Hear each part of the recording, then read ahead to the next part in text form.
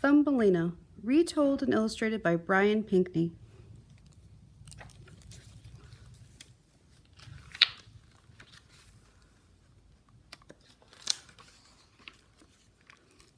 A woman who longed for a tiny child once asked an old lady for help.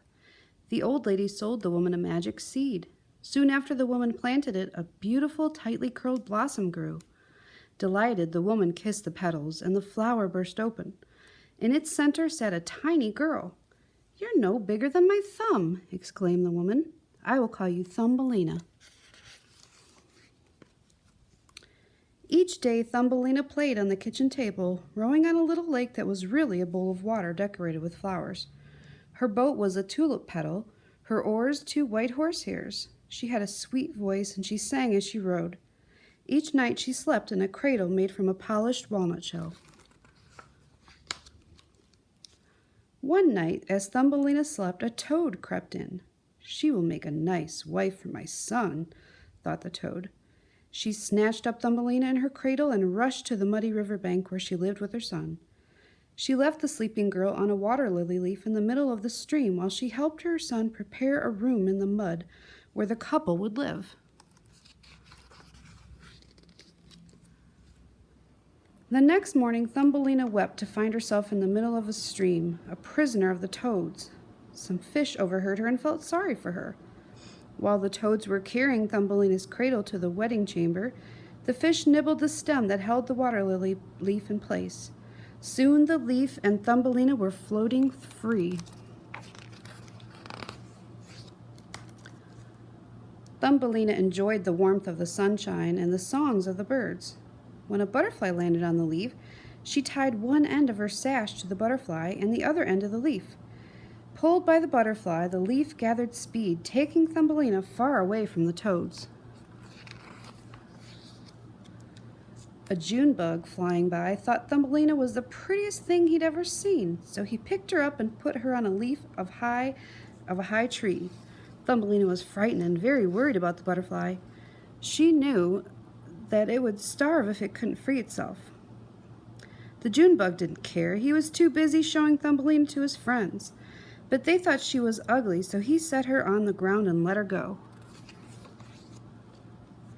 All summer, Thumbelina lived in the forest. She wove a hammock of grass and ate honey from flowers. She drank the dew that collected in leaves and listened to the songs of the birds. She was content. When winter came, the flowers withered and the birds flew away. Then the snows came. Shivering with cold, Thumbelina wandered through the countryside searching for food. She came upon a little house where a field mouse lived. When Thumbelina begged at the door for a grain of barley, the kind field mouse invited her inside. "You may stay the winter," the field mouse told her, "but you must keep my house tidy and tell me a story every day, for I do like a good story." Thumbelina was glad to agree. The field mouse had a rich mole as a neighbor, and he came to call the next day. Before he arrived, the field mouse said to Thumbelina, "If you could get him for a husband, you would be comfortably off." The mole was blind and did not share Thumbelina's love for the sun and for flowers. But when Thumbelina was asked to sing for him, he fell in love with her pretty voice. He was very cautious, so he said nothing about his feelings for her. A week later, as Thumbelina strolled with the field mouse and the mole through one of the mole's underground passages, they came upon a dead bird. The mole thrust his broad snout through the earth over the bird, and light shone down on its body. It was a swallow. The mole kicked it, saying, "What a misfortune to be born a bird." He closed the hole above the bird, and the mole and the field mouse walked on, but Thumbelina lingered to kiss the swallow's closed eyes. That night, Thumbelina wove a warm blanket out of hay. She took it to the dark passageway and covered the bird. For a moment, she laid her head on its breast. To her amazement, she heard a thump. It was the sound a heart makes when it's beating. The swallow was not dead. He had only been numb with cold, and now he was reviving in the warmth. Over the winter, Thumbelina cared for the swallow secretly and grew very fond of him. By the time spring arrived, he was well and strong. Thumbelina reopened the hole in the roof of the passage so the swallow could fly away. "Come with me, Thumbelina," he begged. But Thumbelina refused. She knew that the field mouse would be upset if she left.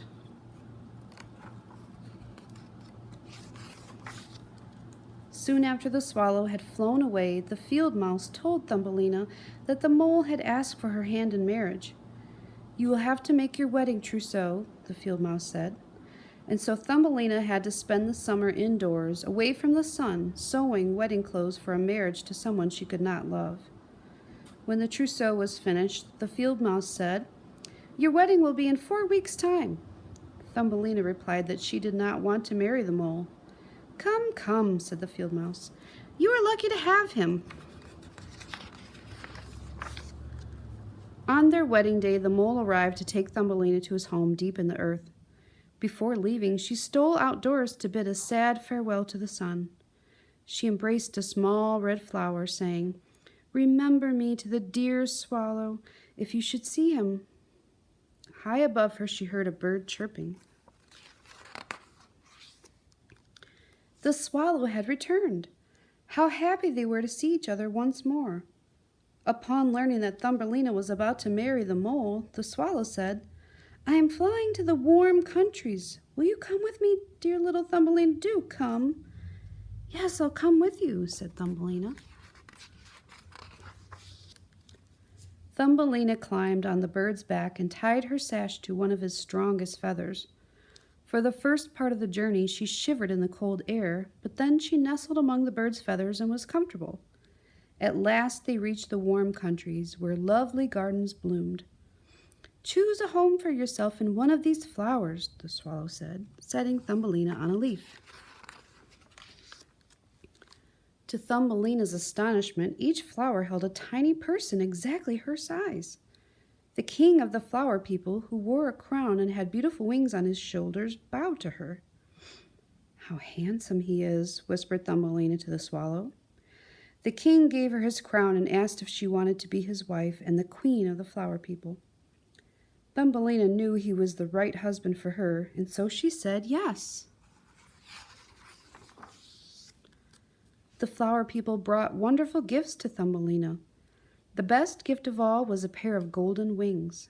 The wedding was held on a day of great joy, and Thumbelina and the king of the flower people lived happily ever after. And that's the end of Thumbelina.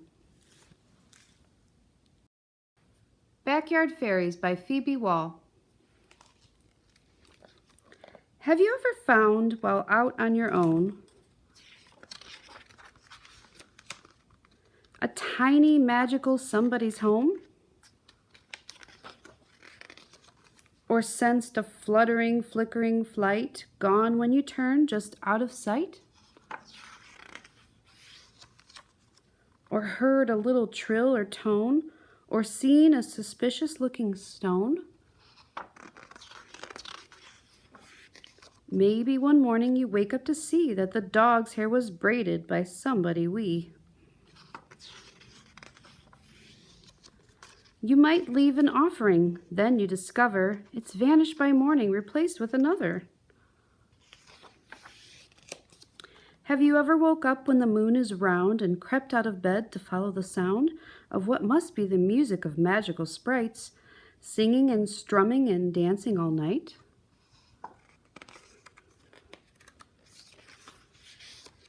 You wind through a forest of branches and brambles.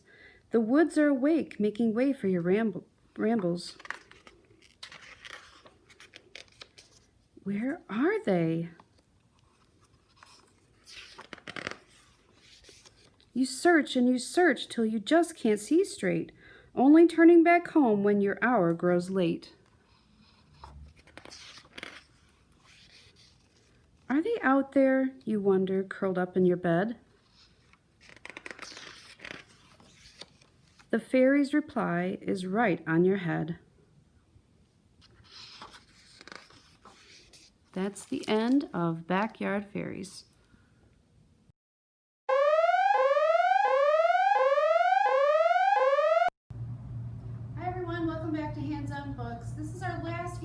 books for the summer reading club. Today we read a book about fairies, and what we're going to do is we're going to make a fairy bench. And what we're going to need for this project is some popsicle sticks if you have them, some white paint if you want to paint, or whatever color you want to paint your bench. Paintbrush, of course, for your paint. I brought some paper plates because we're also going to be using a glue gun, and you want to put your glue gun on a plate so that you don't get glue all over your table. And we're going to need some scissors that are strong enough to cut the popsicle sticks. So those are the supplies that you'll need for hands-on books today, and we'll get started. Okay, first what you're going to do is you're going to need about 15 or so popsicle sticks or craft sticks, and you're going to make the layout for the bench part, the actual seat part. I made mine about 4 pieces wide, and then what I did is I made one of these at home. I took another popsicle stick and I cut a little portion to put underneath here and here to make a little bit of a support for the bench. So let's cut this up here. Let's see, kind of measure where you want to mark it, where you want to cut it. You can use a marker or a pencil if you need to mark where you're going to cut, and make sure you get scissors strong enough to cut through the popsicle stick or the craft stick. So then that looks like it should fit the length of the seat or the width of the seat. And then let's make another one on this side.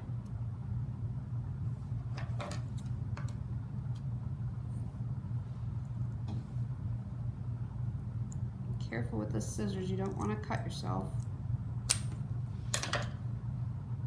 Okay, so there, once we have that, you're going to use the hot glue gun, and you want to make sure probably a parent to help you with the glue gun because it does get really hot.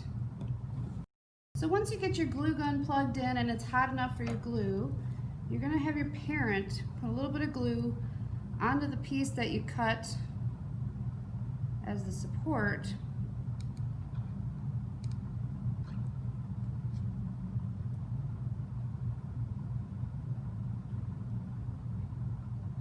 And then you're just going to put that onto the 4 pieces so that they can stick together.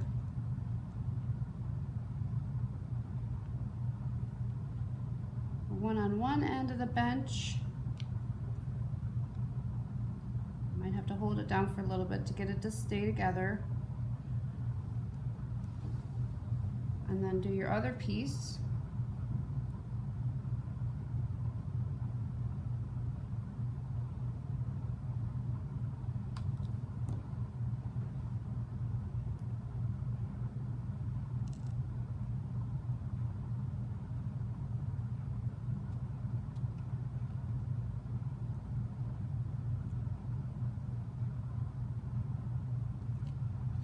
Okay, so once you have that together, if you really wanted to, you could put some glue in between each stick to put them together. It does get a little bit messy with the hot glue gun though, so I thought about putting the supports on the bottom to help keep it together.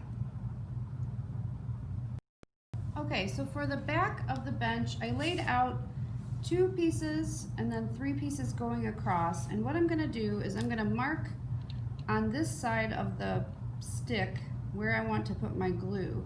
And then I'll just flip it over and put it onto the supports. Oops.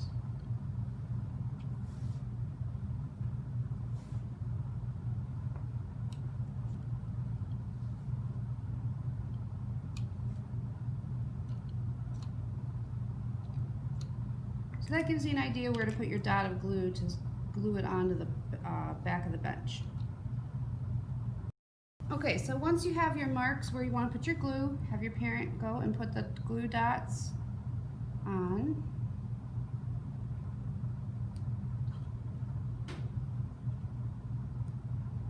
My glue gun is not the greatest, so I want to make sure that I get that on quickly.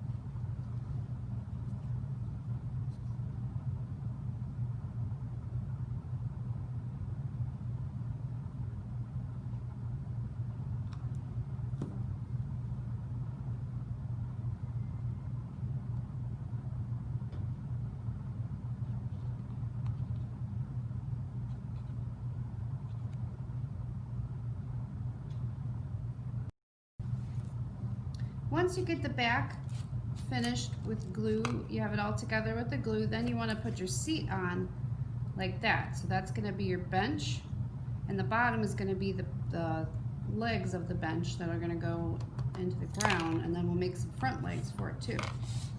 So now we're just going to have our parents put some glue on the side that you're going to stick to the back support and hold it down.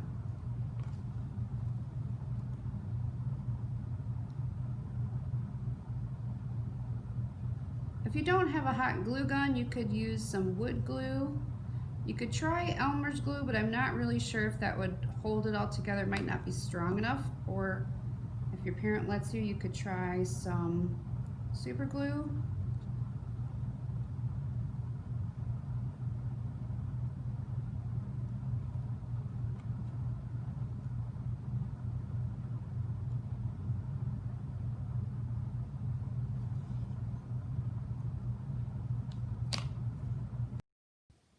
Once you have your bench seat stuck to the back support, then we're going to make the two front legs. So we're going to have to use our scissors again to cut a piece about the length of the back, so you don't want, because you don't want it to be a little lopsided.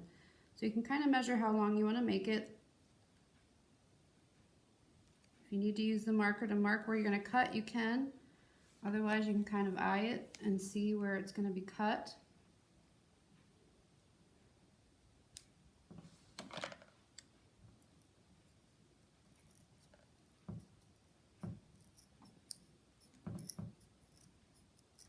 Again, be careful with the scissors.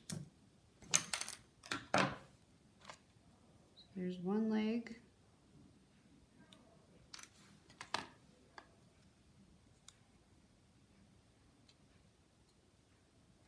And I'm just going to make a mark here to show you.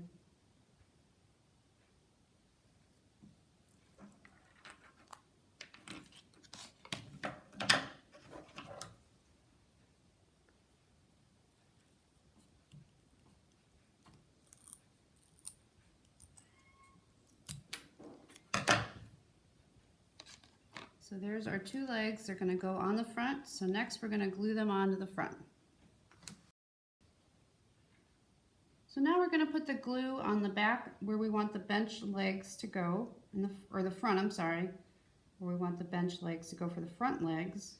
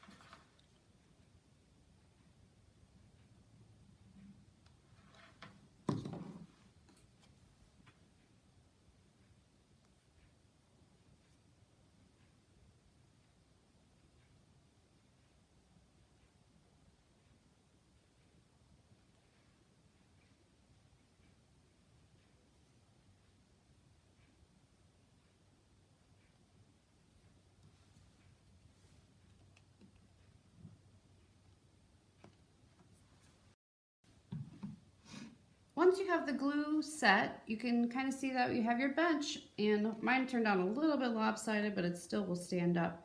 So now we're going to paint it, and I'm just going to paint mine white, and then we can add some other decorations on it. So this will be your fairy bench for your fairy garden.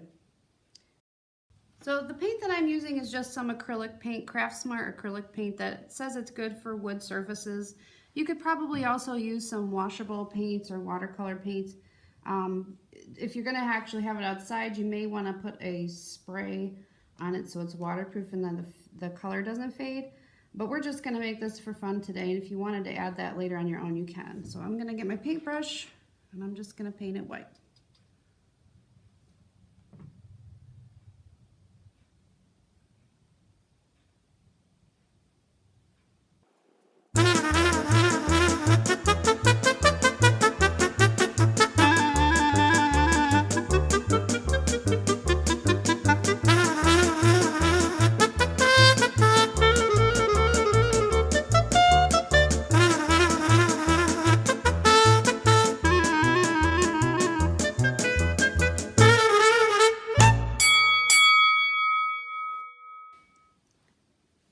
Okay, so I did a quick layer of white paint all over my fairy bench.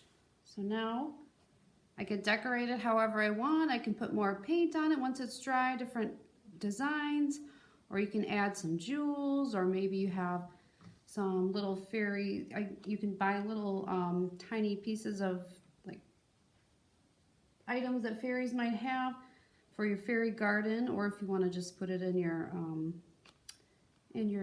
yard. You can make a fairy door, stick it onto a tree, or I've seen some people make fairy doors onto the side of their house or in their room. So that's just a fairy bench, and you can decorate it however you want. If you had a little fairy to put on it, she would have a nice seat. So that's our fairy garden bench.